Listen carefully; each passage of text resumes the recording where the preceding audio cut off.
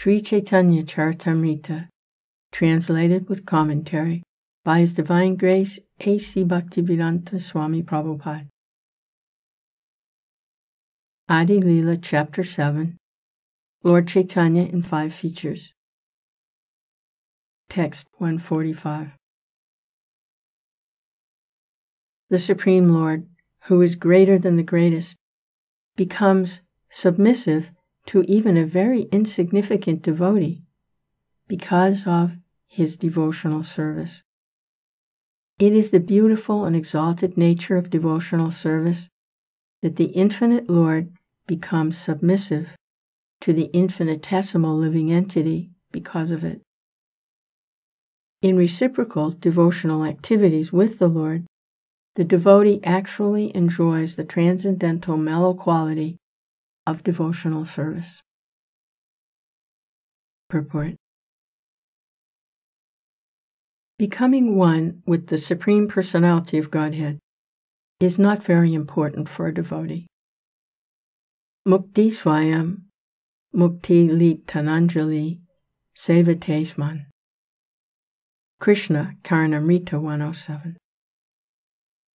Speaking from his actual experience, Srila Bilva Mangal Thakur says that if one develops love of Godhead, mukti, liberation, becomes subservient and unimportant to him.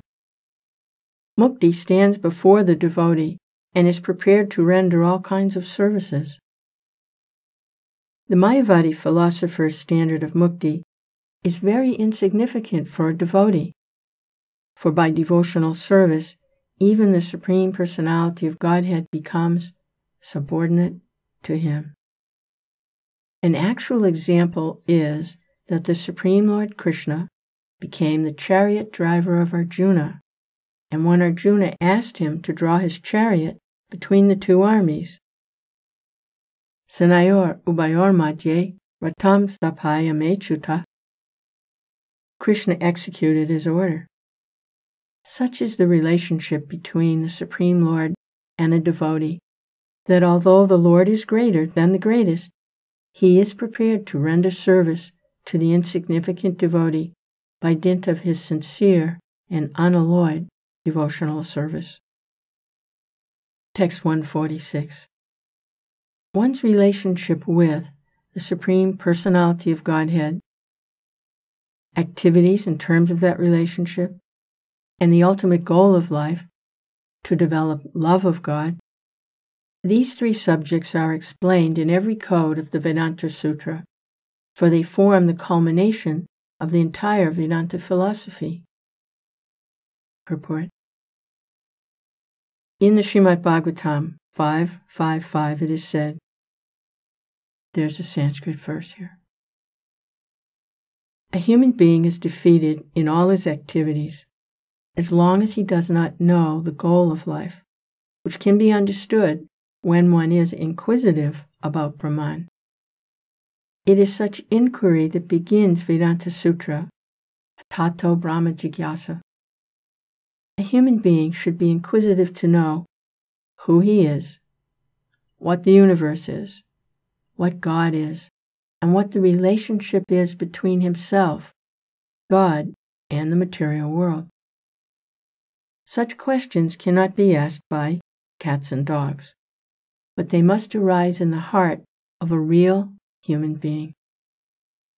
Knowledge of these 4 items, namely oneself, the universe, God, and their internal relationship, is called sambandhagya, or the knowledge of one's relationship. When one's relationship with the Supreme Lord is established, the next program is to act in that relationship. This is called abhideya, or activity in relationship with the Lord. After executing such prescribed duties, when one attains the highest goal of life, love of Godhead, he achieves prayojana siddhi, or the fulfillment of his human mission. In the Brahma Sutra, or Vedanta Sutra, these subjects are very carefully explained. Therefore, one who does not understand the Vedanta Sutra in terms of these principles is simply wasting his time. This is the version of Srimad Bhagavatam 1:2-8. There's a Sanskrit verse here. One may be a very learned scholar and execute his prescribed duty very nicely. But if he does not ultimately become inquisitive about the Supreme Personality of Godhead and is indifferent to Shravanam, Kirtanam, hearing and chanting, all that he has done is but a waste of time. Mayavadi philosophers who do not understand the relationship between themselves, the cosmic manifestation, and the Supreme Personality of Godhead are simply wasting their time, and their philosophical speculation has no value. Text 147. When all the Mayavad sannyasis thus heard the explanation of Chaitanya Mahaprabhu on the basis of Sambandha, Abhideya, and Prayojana, they spoke very humbly. Purport. Everyone who actually desires to understand Vedanta philosophy must certainly accept the explanation of Lord Chaitanya Mahaprabhu, or the Vaishnavacharyas, who have also commented on the Vedanta Sutra, according to the principles of Bhakti Yoga. After hearing the explanation of Vedanta Sutra from Sri Chaitanya Mahaprabhu, all the sannyasis, headed by Prakasananda Saraswati, became very humble and obedient to the Lord, and they spoke as follows. Text 148. Dear Sir, you are Vedic knowledge personified, and are directly Narayan himself.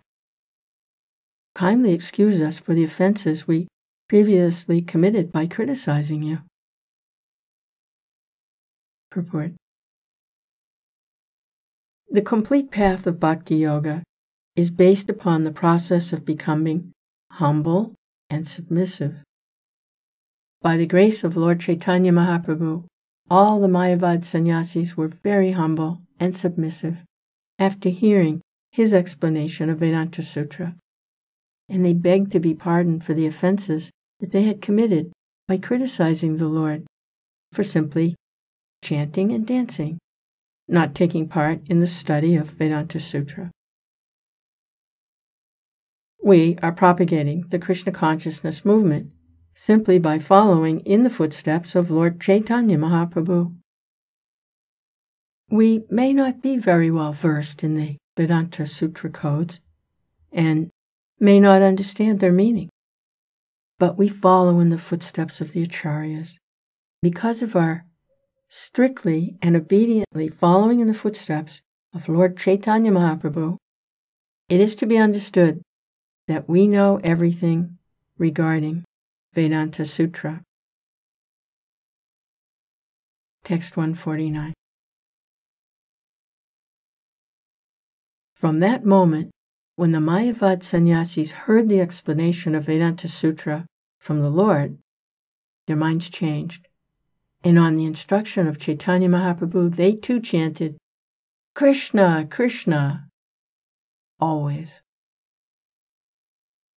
Purport.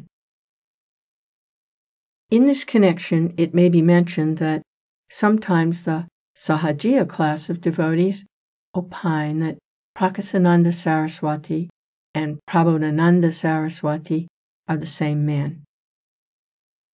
Prabodhananda Saraswati was a great Vaishnava devotee of Lord Chaitanya Mahaprabhu.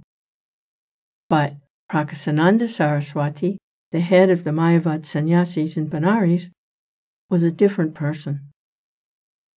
Prabodhananda Saraswati belonged to the Ramanuja Sampradaya, whereas Prakasananda Saraswati belonged to the Shankaracharya Sampradaya.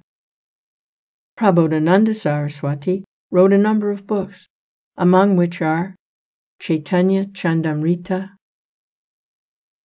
Radharasa Sudhanidhi, Sangita Madhava, Vrindavan Shatika, and Navadvip Saptika.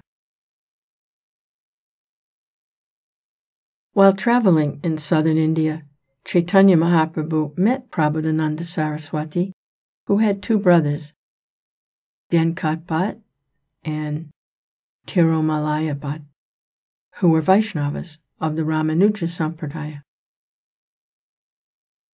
Gopal Bhatt Goswami was the nephew of Prabodhananda Saraswati.